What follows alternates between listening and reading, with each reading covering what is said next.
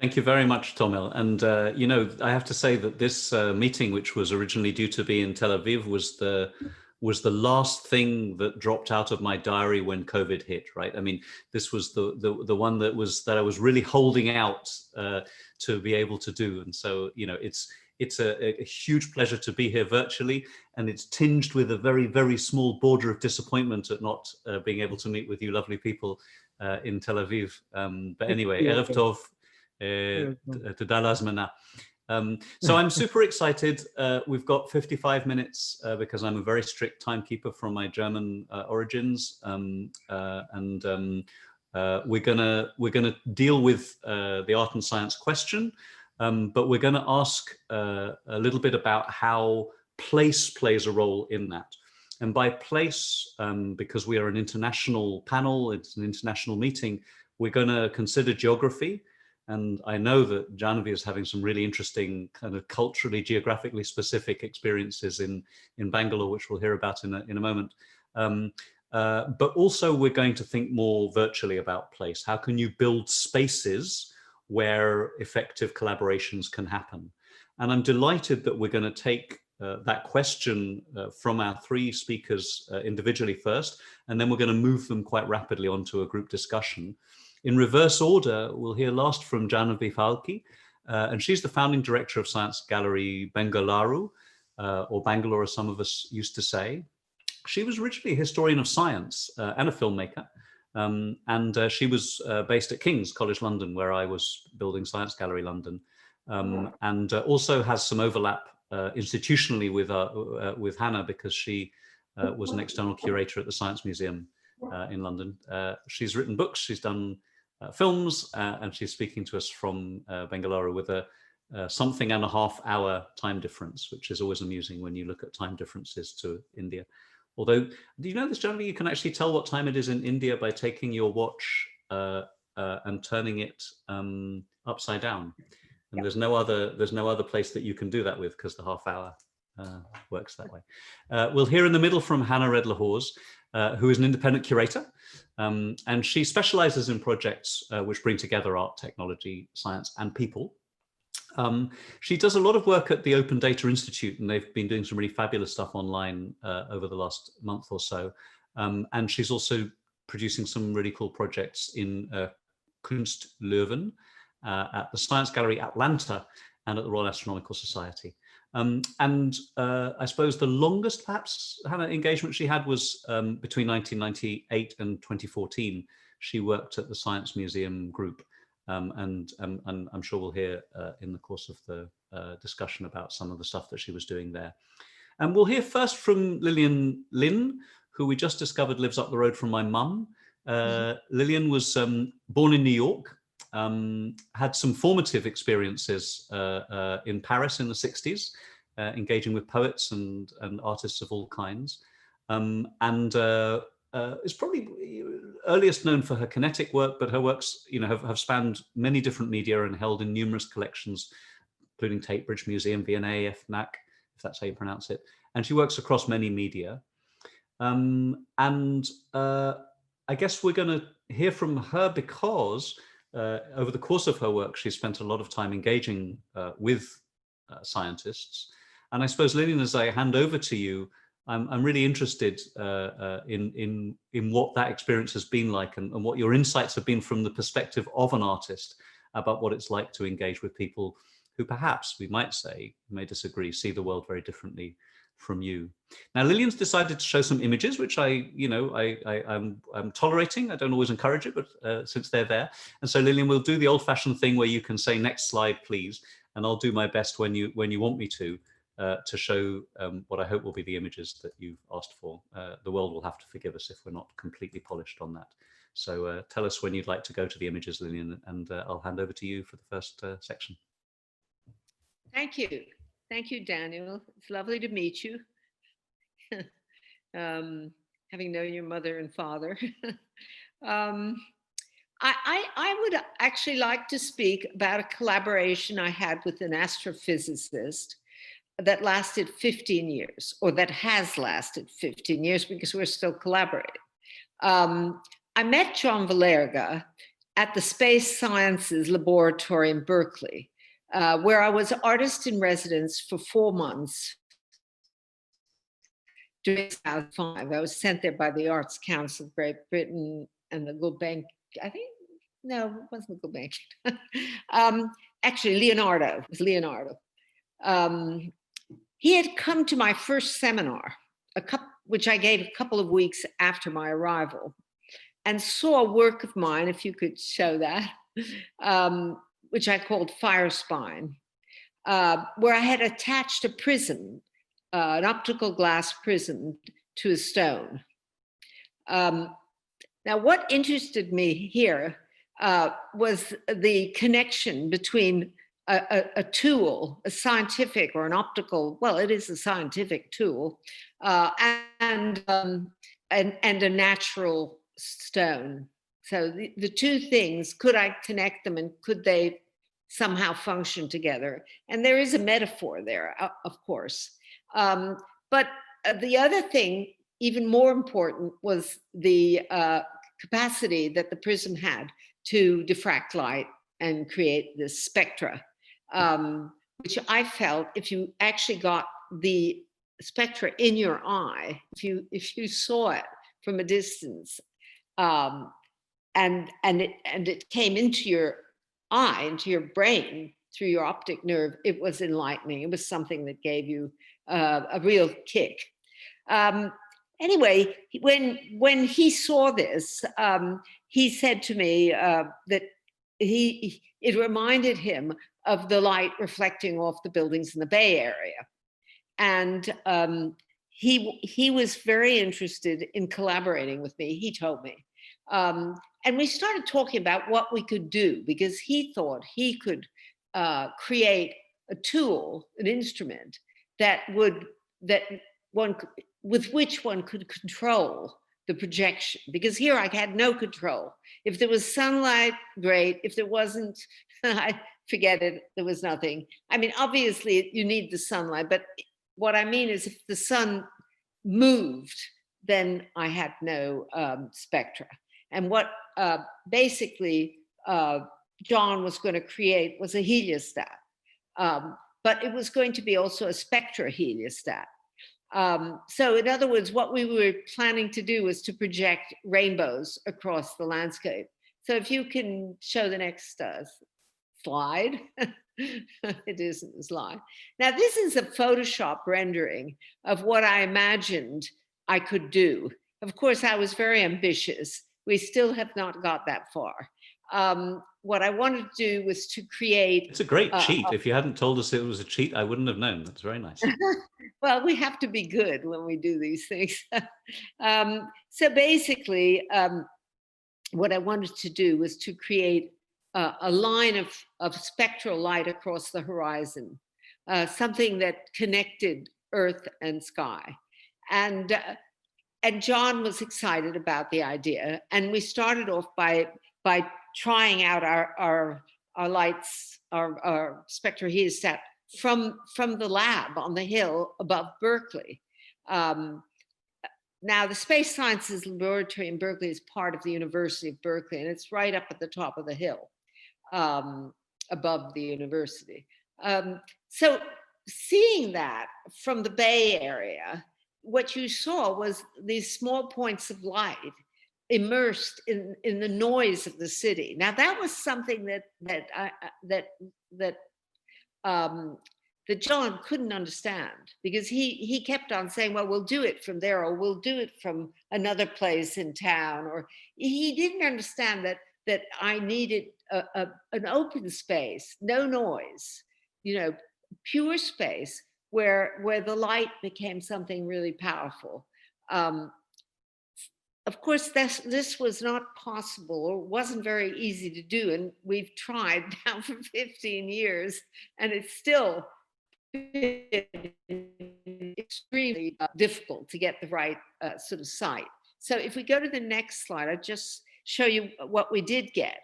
So the first tests in the next image were above the Golden Gate, across the Golden Gate, right, in Marin County. and we projected to Crissy Fields, to San Francisco, our two spectroheliostats still connected with cables.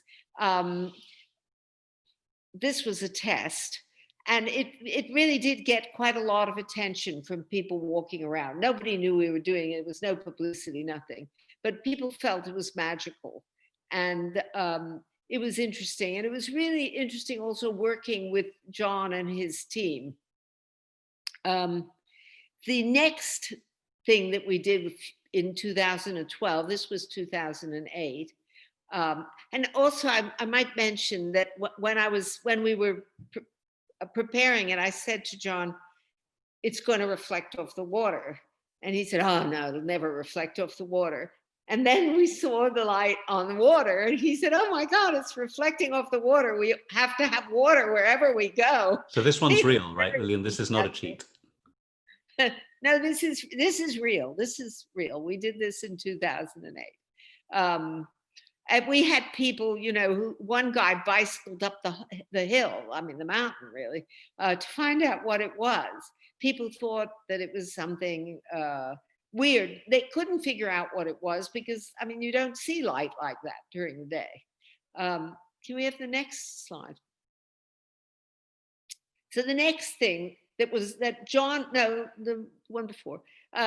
next thing that John organized was to put two mirrors up on the towers of the Bay Bridge for the anniversary, the 75th anniversary of the bridge.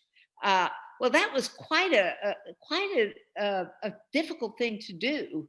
We didn't actually climb up to the top; the engineers did, but they had prepared mirrors which could be controlled. We were controlling these from the ground, from the lab. And we had a timetable so that they were projected right the way around the Bay Area at different times. And we had a website which John organized.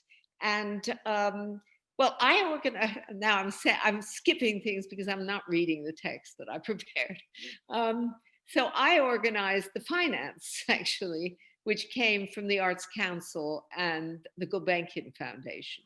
By the way, that violates my normal principle because people talk for many years about the differences between science and art, and I always say that the main difference between science and art is that scientists have salaries and artists don't.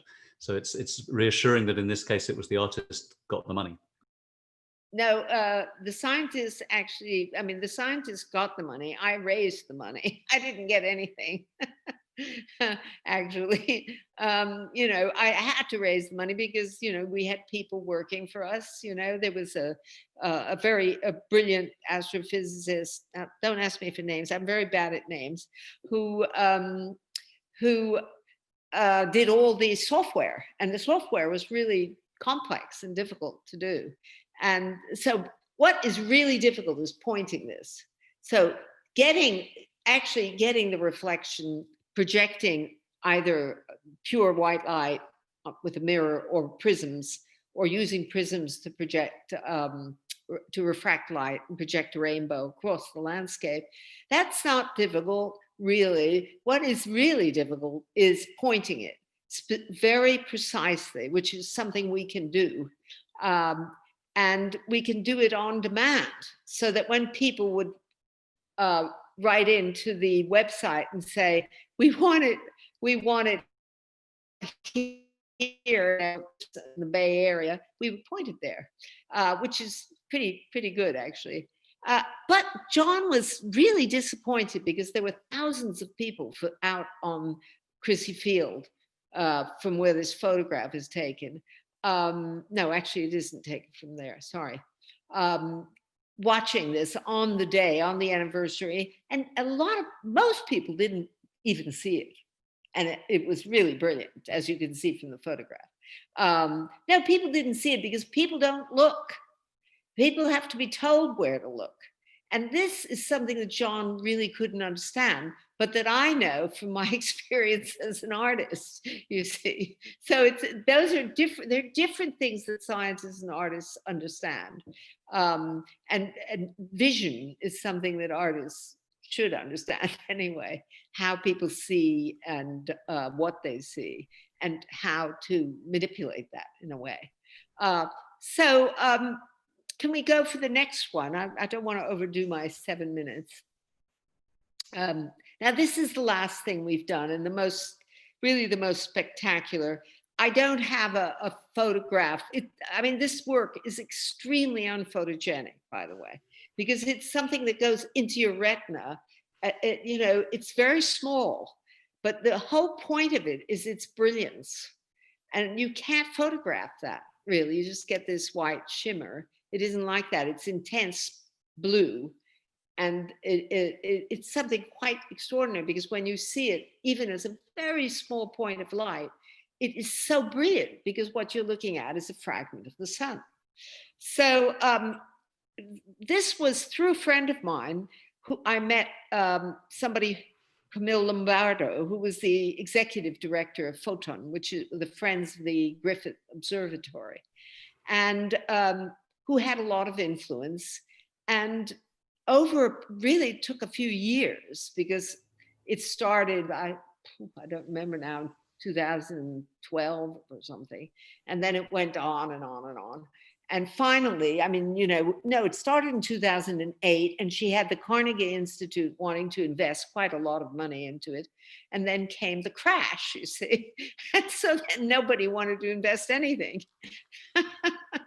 So, I mean, I think my time's up. Is that it?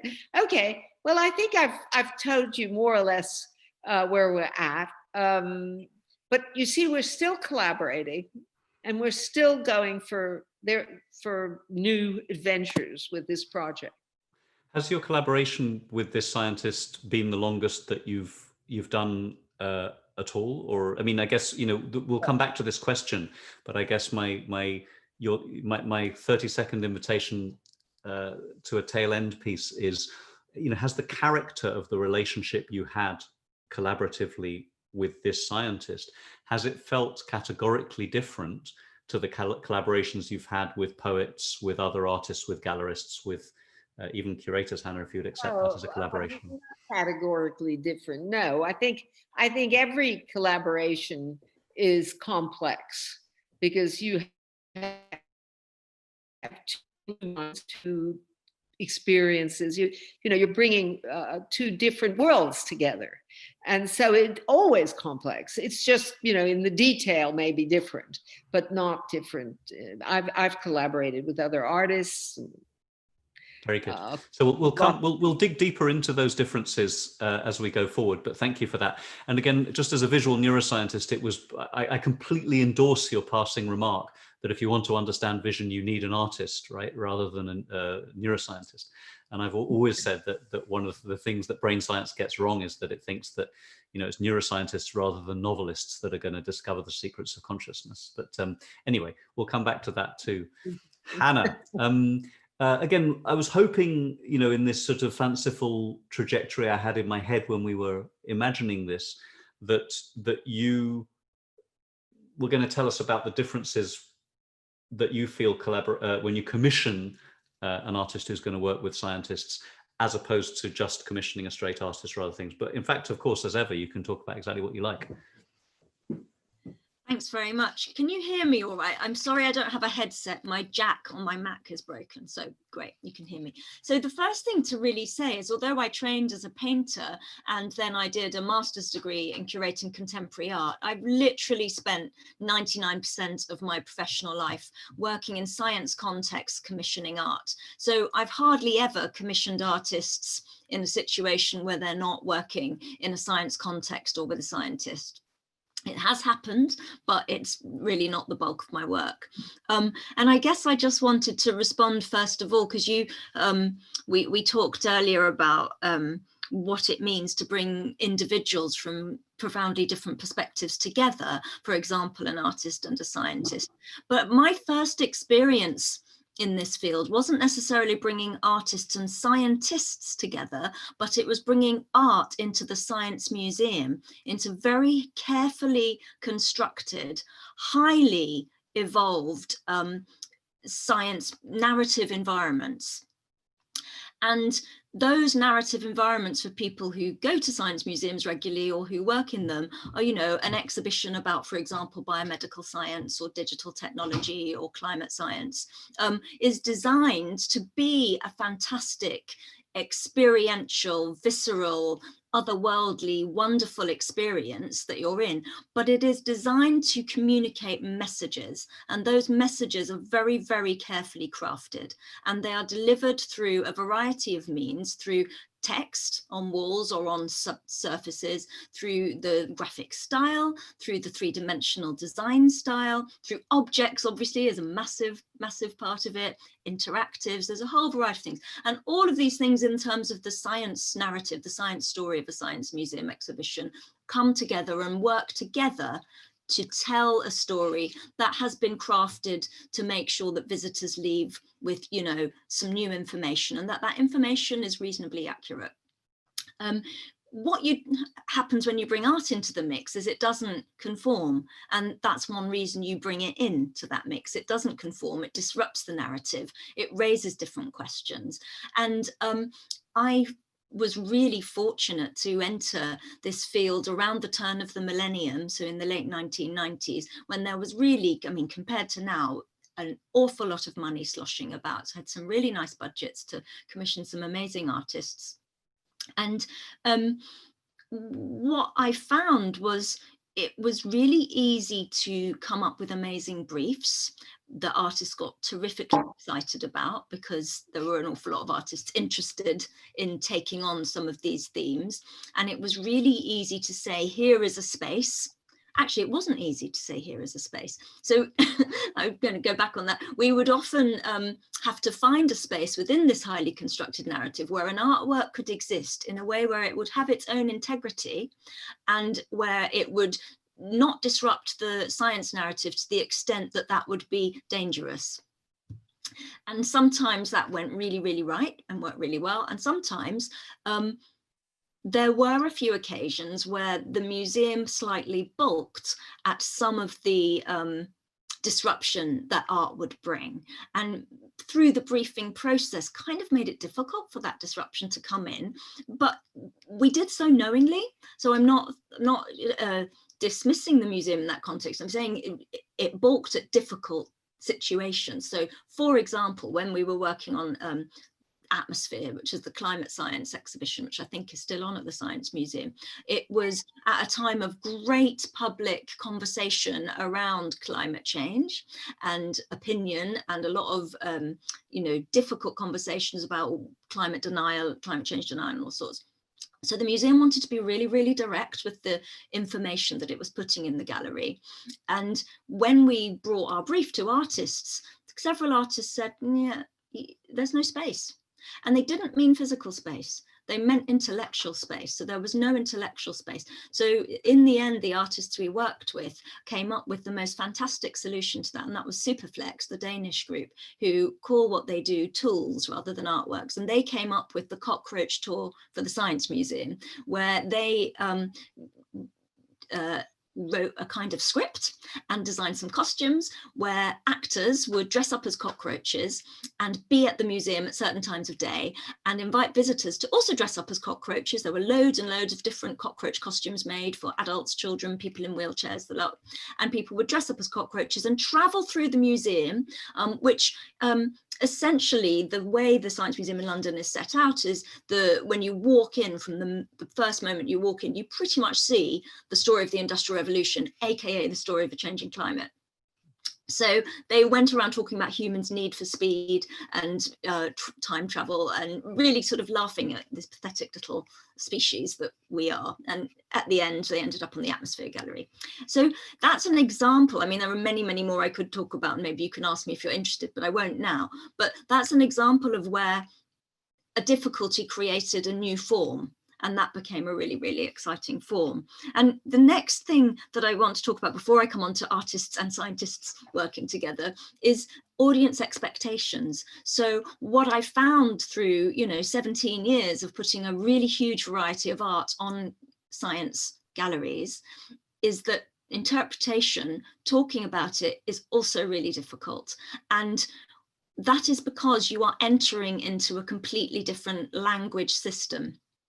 And not only are you entering into a different language system, but the people who are coming to it, the visitors, have a very, very different mindset and different expectations. So this is slightly out of date. I'm sort of like maybe 5-7 years out of date. But when I last worked in the Science Museum, the findings were that visitors who would go to an art gallery and would be absolutely adamant that they had the right to make up their own mind and expected to make up their own mind there, would really expect to be told in a science museum context, and they expect to find the truth as well. So when we tried to do even exhibitions I worked on that weren't art exhibitions, the way we tried to have a challenging questioning process, we might get complaints, "Oh, my child was asking so many questions when we left," and we'd be like, "Yeah," but the parents would be like, what are we going to tell them? So with the artworks, we kind of reached a moment after lots of trial and error where we realized that in 60 to 80 words with a caption for an artwork, we had to try to find a way of saying who made this, that they're an artist, why they made it, why it was in the particular location it was, intellectually, I mean, and in terms of content as well as physical location, and what questions that might raise. We should or have some provocations, and sometimes we were successful with that, sometimes we weren't. And that was, I guess, that linguistic challenge, which remains a huge challenge, I think, everywhere, finding how to make. You see, I'd bring art people round some of the art interventions in the museum, and they'd get it immediately. It would be amazing. It's just wow. And they'd also be astonished at how exciting a science museum was. An awful lot of people would come to see the art who never would have come to a science museum, and suddenly realize this thing, that it's a very material culture place, that it's all about culture. It's not just about some exercise books. It's absolutely human ingenuity and culture. I've lost my thread a bit. I'm going to backtrack and go back to. And I'm going to give you a couple of more minutes total to backtrack in. That's fine. We'll juxtapose. Yeah. By the way, I should say in passing, when you talked about foreign languages, Lillian's written about this as well, in terms of how different languages. She wrote that she felt like she was reading a partially foreign language, the language of invisible worlds. So I think this language piece is good. That's beautiful. Well, I think when I've brought scientists and artists together, first of all, the importance has been to find people who have shared concerns and shared ambition, and start off with respect for each other, because that respect tends to get quite sorely tested. Because people need to really be prepared. People who are very, very expert from both sides need to be prepared to throw away all the assumptions and all the received knowledge they have about anything from what a certain word will mean to how an ethics process might work, or what frames of reference they can work within.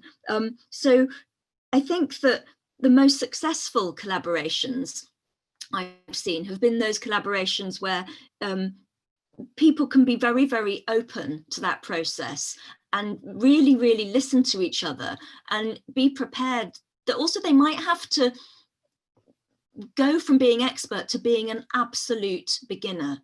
And some people, whether they're artists or scientists, find that really uncomfortable, and I think that's probably one of the really big challenges, is let yourself be an absolute beginner and learn from the bottom. But also on the other side, be the person who's prepared to talk to your collaborator, knowing that they're an absolute beginner, and be patient with them. So that's something that I think can be really disruptive, where people want to charge on ahead into their very, very deep long-term research, but actually there needs to be a little bit of backpedaling to sort of find the shared ground and to find the indescribable and the invisible and the intangible. Very good. And can I ask you two snap questions off the back of this? You mentioned that you've mostly curated art in science museum contexts. What sort of responses do you get from curators, from art curators who curate in more conventional art galleries? Do they regard the curation of art in science spaces as being of an equal status, or are you looked upon with some condescension, would you say, by your curator colleagues from outside the science art domain? Well, it's a mixed bag, but I'd say there's been a real development over the sort of 25 years I've been doing this. So initially it was a bit like, what are you doing there 25 years ago? And when I worked with you at Science Gallery London, Daniel, with the Hooked exhibition, people could see the integrity of it. And I think the scale of it mattered, because that's something that's an absolute nightmare is when you work on a small scale project or you've not got a big exhibition program. People kind of, I mean, in the media, like the art press don't want to talk about it. It isn't the biggest story. So it doesn't get the full critical context that you would want it, which we did actually achieve with Science Gallery. Very good, thank you. And Liliane, whether you've tried and whether you think you've succeeded to escape from the sort of science art bubble, because I think there is a lot of art world snobbery in my limited experience about that. I'm going to hold that question over for you because we're going to come to Jahnavi now. And I guess, Jahnavi, we spoke, I mean, Lillian ended with the observation that in her view, collaborations with scientists were no different than collaborations that she'd had with other groups. And Hannah's spoken a lot about the need for humility and the willingness to take people on their own terms. And I just wonder whether, you know, that kind of interaction, that kind of social purpose question is in your mind as you set up Science Gallery in Bangalore. And probably as you begin, you should say a couple of sentences about the insane endeavor that you are currently engaged in and how that's going. So I'll hand over to you for that. Thank you very much. It's a real pleasure to join you all this evening. So good evening. Thanks, Dan, for asking me. I too am actually really disappointed to not be there in person. I had the opportunity to visit Tel Aviv 2 years ago and really enjoyed being there. It reminded me of Bombay, which is where I'm from. So that, yeah, so it felt really wonderful. So having bought myself time and having tried to not answer the question you asked me, yeah, what does one do, right? I mean, so Science Gallery Bangalore is a sibling gallery to the one that Dan set up in London. And we have 7 siblings as of now across the world. Bangalore is a slight outlier in the sense that while all of our other galleries are located on university campuses, so the London one was at King's, where Dan and I both were. Bangalore is autonomous. It's an independent institution, even though it's a part of the network. And that gave me the opportunity to think of what might be relevant and worthwhile to do, because I was sort of giving up a sort of, you know, a steady, nice, conventional, tedious, stressful academic career to go and set up a new space. So, you know, I in a way, I had to kind of ask myself what would make it worthwhile and what was a worthwhile task to do in India. And the autonomy, in a way, of Science Gallery Bangalore gave me the opportunity to step out and ask 2 questions. And I remember bugging Dan about this in London, saying, okay, so there's this model that has succeeded in Dublin and now in London. What do you, I mean, so I asked, I think I remember, if I remember, I asked you 3 questions. What has worked, what has not worked, and where do you see this going in the next 10 years?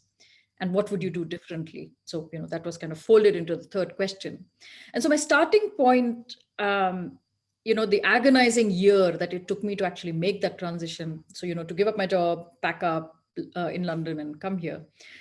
I reached out to, of course, Dan and other colleagues in Dublin, but I also reached out into my own training. And I'm a historian of science by training. And and then of course I came here, and I know the Indian system sort of reasonably all right, even though I was away for several years. I was away for about nearly 2 decades, but I grew up here and I studied here. So in a way I understood the Indian system, and I know the brutal separation between the sciences and humanities, and sciences, humanities and art as well. I mean, there's some sort of proximity between humanities and the arts, but I mean, otherwise it's fairly brutal actually. So there's no way back. I mean, if you decide not to do science when you're 15 or 17, there's no way back into it. I mean, you know, and there are very few public spaces. So for example, we don't really have a science museum in the country. We have a huge number, probably the world's largest number of science centers, but we don't have a science museum. So we don't have a historical collections-based space. And obviously nothing quite like Science Gallery at all, but that's true of, you know, many places in the world. And so I was looking 10 years ahead and asking myself, okay, where do I go? And that's why I reached out probably 200 years into the past. And so so coming back to the brutality of the separation, and I use that word advisedly. I'm not sort of, it's not hyperbole, it's not an exaggeration. Trying to showcase collaborations between scientists and artists in many ways to create both the space for it, but also an audience for it, would have taken or will take a long time, because it's simply not anticipated, it's simply not expected, right? The art world has its own logic, and the world of science doesn't quite have public spaces where it, which it inhabits for cultural debate, for a public debate, for a cultural understanding, cultural conversation around science. As I keep saying, we have a very strong professional conversation around science in India, but we don't have a cultural conversation around science. So that work is hard work. And, an institution, no matter how successful of, that size, right? I mean, it's going to make only so much of a difference, and it's going to take a long, long, long time. So I chose the way of not sort of, I chose the way of digging deeper, not only into the past, but also saying that I will not sort of foster an institution or establish an institution that showcases collaboration, but one that delivers collaboration. And so that was the decision I took. Of course, it made my life incredibly hard. As I said to Dan earlier, I think, in 2 days now. In 2 days, it'll be exactly 3 years since I moved back. What I've done now is we have an institution that's divided into 3 parts, not divided in terms of really divided, but that sort of has three aspects to it. So the first is public engagement, which corresponds to exactly what our sibling galleries are doing the world over or across the world. Public engagement exhibition galleries. We've added a reading room, drawing from the Welcome Galleries reading room, fantastic space. It's not a quiet library, but it's, you've got board games, you've got, other fun stuff. It's also like a Wunderkammer, sticking things and all things from collections that are there. So it's a live space. It's also space to, look into books, but it's not a library. And then we have an activity space in the public engagement space, which is for the general visitor.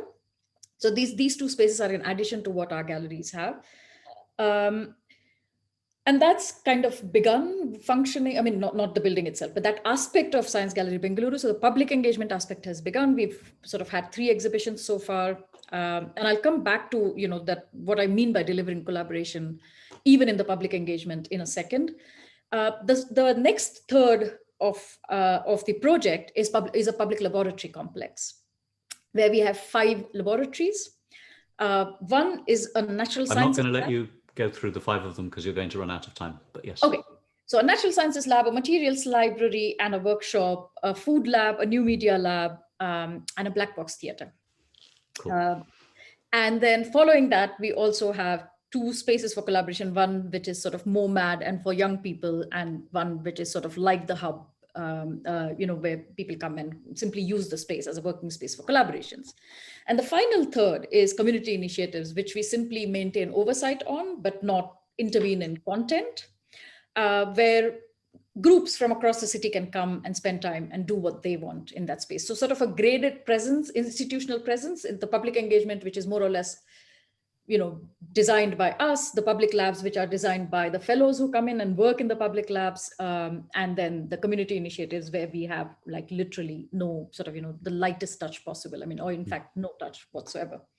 So that's what I mean by sort of reaching out also in 200 years into the past. So, the Natural Sciences Lab is more like a natural philosophy laboratory, a lab and a space for natural philosophy and natural history, reimagined for the 21st century. Don't ask me for the details right now, because, we are still working them out, and we break our head over it all the time. And I have a fabulous team, small as it is, that I work with. So so drawing on the past, thinking about the present, delivering the collaboration is what we are trying to do. So in our exhibitions, every exhibit is a point of departure for programming.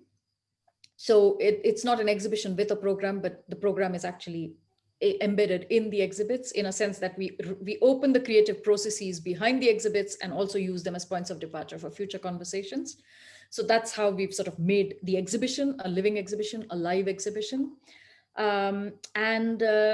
And I'll stop. I'm going to stop you there, Jahnavi, just in the interest of time. And that you want to say one more thing? I see your finger raised. Okay, so let me. We've had a couple of questions already from the side of YouTube, and I'm going to use this as a jumping off point to bring the conversation back to Liliane. But I'm going to ask you the question that was on the sidebar was how my own practice has changed since my residence at the ICA to now. But I'm not going to answer it. I'm going to ask you a related version, Jahnavi. And I'm not asking you to get political exactly, but in India now, as is the case in many countries, there is increasing division and nationalism and sort of ethno or religious nationalism, which is rising. And I'm just curious as to whether you see the role of art and science as a conversation between people who see the world differently, as having political or national political or political cultural relevance in the country that you're in right now. And I'm going to reflect back to Liliane to the 1960s in Paris in a second. But how conscious are you as a programmer, as a director of a museum, of that political national cultural context? Acutely aware and flying under the radar, because the institution needs to establish its feet and roots before it can take on any strong debates or any strong conversations. And I think the institution has to last long. The institution has to be beyond my urgent concerns or even urgent concerns of this moment. I think it has to claim exactly the ground that it should claim even at this moment, but it should be able to do that 40 to 50 years from now. And so I think I'd like to strengthen the institution's foundations, its dedication to the kind of space that, for safe cultural conversations and public debate on science. And so, yes, so I think that has to be done very carefully. Lillian, the loop back in terms of time, 1968 was the year of my birth, and at the ICA in London, they had an exhibition then called Cybernetic Serendipity, which for me is a sort of beginning of a journey of art and science then. But you've written very clearly and spoken about this a lot, but I know that you began to collaborate with poets and in the 1960s in Paris. Clearly a very different political and cultural time where difference well, there was a different feeling about difference than there is now, and perhaps more of a political optimism. Can you talk about the political relevance briefly of the collaborations that you've done, and whether collaboration offers us a route out of some of the negative aspects of the world that we live in politically currently? That's a big question, really. I mean, I think collaborations always have a certain optimism. In other words, just the fact that you're collaborating is a way out. I mean, being alone is what we don't want to be. People are really gregarious. They like being together, but at the same time, there is tension. So I think there's an ambivalence. Now, what happened in the 60s? Well, it was a very different society, and it's strange, really, thinking back. I'm in the process of actually writing about it, so it is very. It was very different. And I don't think one could say good or bad, really. I don't think the sort of wonderful, glowing sort of memories of the 60s are accurate, because it really depended where you were, what was your position? It's always, everything is framed by your eye, not by, by the way you see it. Not, there is no, I don't think there's any truth or any reality. It is what, each sort of being experiences that creates their reality. It's super interesting. I remember doing a thing when at the Royal Society when I was at the ICA with a guy called Carrie Mullis, and Carrie Mullis won the Nobel Prize for a thing called polymerase chain reaction, PCR, which is the reaction which is there for every COVID test that we do, is apart from the lateral flow ones, but they all use that. And then after he'd done that, he went to explore psychedelic drugs after he'd got the Nobel Prize for that. And his notebooks are hilarious because on one side, it's the chemical formulation of the drug that he'd synthesized during the day. And the opposite page of the notebook is his drawings when he was on the drug, right? Which is this sort of, you know, crazy stuff. And then the next morning he'd come down and he'd synthesize another one. He'd try that one and write down what the world looked like from inside that drug. And Carrie Mullis's view, interestingly, was that anyone who had tried a significant amount of psychedelic, psychoactive drugs, psychedelic, was automatically a liberal. A liberal. Yeah, well, that once you'd kind of experienced that degree of difference, it was impossible to hold the position that you had to impose your moral values onto other people. But it's quite interesting when you talk about this thing on truth, and this was the question I wanted to ask you and then come to Hannah. You know, we've talked a lot about alternative facts over the last 4 years, and your country people by birth are wrestling very much right now, Lillian, with, and yours, Hannah, actually, in the passport, isn't it? With the questions about what truth is and the political nature of truth and all of that. And it's quite interesting to hear you talk about different truths in a very natural and relativistic way, without alarming me in the way that that certain political voices in America right now alarm me when they talk about different truths. How do you escape from the danger of undermining absolute truth, you know, through the way that you describe it? What is your question? I didn't understand. Why is it not scary when you say there is no truth, but it is scary when Trump says it? He doesn't say there is no truth. He said he is truth. Okay. He doesn't say there is no truth. That's a big difference there. You know, Trump thinks he's, you know, God Almighty, doesn't he? I mean, he's going to fix everything. And, you know. The refreshing thing about the way that you have talked about scientists and is that you haven't approached them to find the reality behind the phenomena that you're looking at. In fact, you asserted from the beginning that you thought as an artist you had a better perspective on vision perhaps than the scientists. It was physicists rather than neuroscientists you were working with. Can you speak about whether, you know, whether you had to resist, especially in your time in residency, a tendency for scientists to believe that they are the ones who can find out what's really going on and that artists sort of decorate or interpret it? Did you ever have to fight to reverse that prejudice? No, I had a very opposite experience. In my experience, when I was in Berkeley, I was just sucking up everything I could. I mean, it was a great experience. And in fact, I was sent there at the wrong time because summer, everybody goes on holiday. So I would meet these extraordinary people who would tell me fantastic things, and then they'd leave, you know.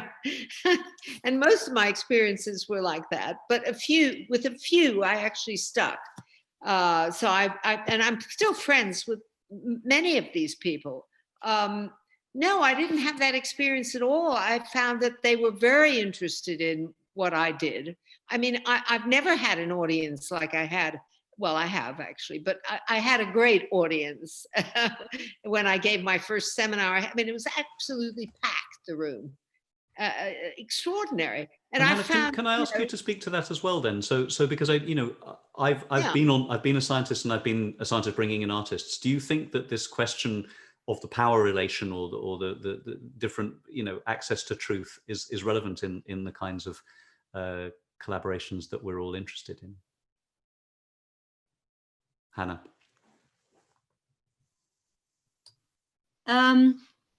Well, I think it's an ongoing question, but I think it's more about, rather than access to truth, I think that the word reality that Liliane has used is the really interesting word. And I think that the most exciting conversations are between the individuals who are recognizing that, you know, reality is a construct, and we have a combined constructed reality that is sort of like society, I suppose, but that we're always pushing at the boundaries of that, and that new discoveries in science and new developments in art shift that and shift our perspective on it.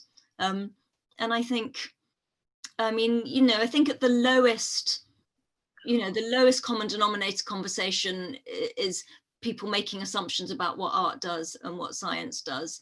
But as soon as people start speaking to each other, then there's a recognition that you know, we're humans working out our place in the world. I mean, it's certainly been my experience when I've tried to get scientists into a space where there's collaboration, that they begin by trying to make sure that the artists understand the science that they're doing, and that they feel very much as if they're tolerating the presence. And often in time it changes. But Jahnavi, do you find that this power relation is pertinent when you're setting up the collaborations? What's your view on it, especially with historical thing? Jahnavi, I'm going to say you're muted, which is you get the jackpot prize as the first person to be called on it. I know, refrain of the the year. Yes, so the tendency is there. I think even if not necessarily in order to assert power, but simply out of let me tell you what this means, kind of and often. Yeah, so not necessarily in a bad way, but yes, the urge to actually have someone understand what lies behind some phenomenon or something is something that's on display is very, very strong. And so I mean, getting people to work beyond that is going to be hard, but also I found, and this is where probably, at least in India, what I'm confronting is slightly different to what's happening probably in London or elsewhere, is that I find a wall also that the artists have built. So, science, oh my God, that's not for me. Scientists, oh my God, I don't necessarily want to talk to them. What do I have to say to them? Or what do they have to say to me? So there's also that. So, we actually had a filmmaker whose film we thought was relevant to an exhibition we did. And we called her in for a discussion. And she said, oh, my film has nothing to say to this whatsoever. Yeah, and so it's both ways.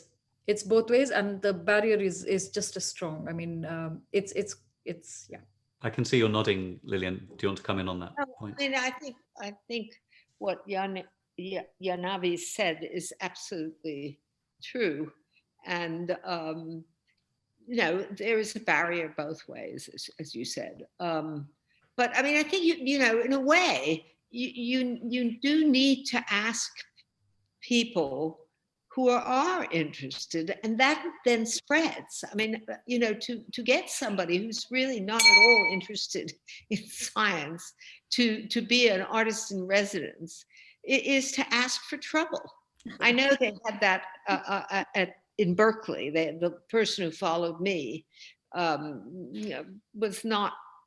The scientists really did not like her. I mean, why should they like somebody who's totally uninterested in what they do? What's the point? I mean, you have to there has to be some mutual spark. And obviously, if you collaborate with a scientist, you're not going to collaborate with a scientist who's totally uninterested in art or in what you do specifically. Because art is a very big area, and not everybody's the same. It's quite different, just like science. We've got a couple of minutes more, and I'm going to come to each of you with the question now as we wrap up. And Liliane, I'm going to follow straight on with you now to ask the following. This is a meeting about the collaboration between science and art. And you're invited because you're an artist who's worked with scientists. But I wonder how important you think the genesis of the work that you make, its origins born of collaboration with scientists, how important is that to the way your work should be understood? Either in terms of where it's exhibited, the program notes, what you would expect from an audience member, how you like your work to be seen. Do you think the origins are relevant? Or do you think, should it be seen as science art or art science and so on? Or do you regard yourself as an artist who takes her influences and her collaborations from multiple sources and wants to divorce the artistic outcomes from the origin story in that way? Well, that's difficult to answer because I do take my inspiration from multiple sources. And I sometimes think that the emphasis on science in my work is a bit exaggerated. But that's the world for you. But I You've held your own this evening, so clearly there's some meat there. But yes, exactly. There's no doubt about it. I've been interested in primarily in physics, because you have to focus, and in astronomy for since I was about 19. So that's a long time, and I've read a lot of books. And the trouble is, I don't have a mathematical background. I mean, I attended a number of David Bohm's seminars at Birkbeck in the 70s. And, you know, it was all mathematics, really. But somehow something filtered through, you know, I can't explain it. I do understand. It's So Hannah, we've spoken a little bit about things I shouldn't understand. about the labeling of things, and you know, and the labels in galleries, and again, you said that most of the work that you've commissioned from artists has been situated in a scientific space. How important do you think it is to understand the works that you've commissioned in that way, or do you think that it's, as it were, all grist to the artist's mill? I think it's really, really important that the artist's intentions are understood. And something we haven't spoken about, but has been lurking under the surface of several conversations we had, is the notion of instrumentalization and illustration.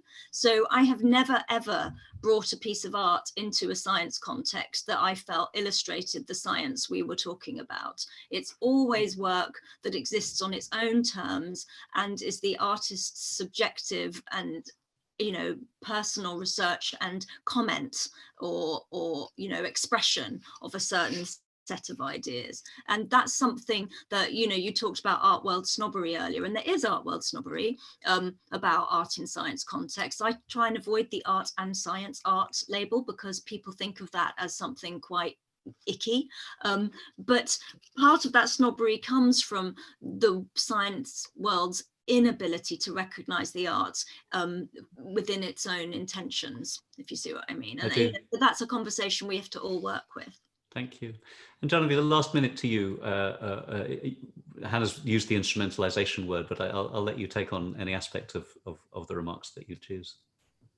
Yeah, so it's really, yeah, lovely. Thank you, Hannah, for that, because I look at Science Gallery Bangalore the way it's developing, and any such space with a, you know, with a public space. I think it should be about knowing and doing, and it should be about sort of creative knowing and doing, and it shouldn't matter. So when, you know, when we hold up people like Leonardo or even Thomas Hobbes, for that matter, who we know today for the Leviathan, but who also worked in optics and geometry with you know, equal attention, and tried to organize a hierarchy of the natural and human sciences, for example, these words wouldn't have made sense to them, right? Art and science, art, science. I mean, so if it's about knowing and doing, then let that come back together in a nice, new, energetic and vibrant way, with, of course, rigor. And what that rigor means, I think, is something we need to develop. I think we're quite sort of at the threshold of it. It'll take a few years maybe, but yeah. Very good. Well, look, rigor is part of what we hope for from this meeting, this international collaborative meeting. We are providing perspectives from across the globe on this kind of crucible, this melting pot, which we are variously constructing in different times and places. So I'd like to thank the organizers so much for giving us a space to engage with these questions, and to thank Jahnavi, Hannah and Liliane for taking the time to engage so openly on it. This has been brilliant. There's more discussion to come in the rest of the festival, and including a meetup session, which you may still be able to register for tomorrow morning if you want to share your practical ideas of how to make better work in the world, whichever perspective you come from. But in the meantime, I can hear my kids shouting for supper in the other room. So I'll say good night from London and wish you well, all of you, wherever you are. Thanks very much indeed.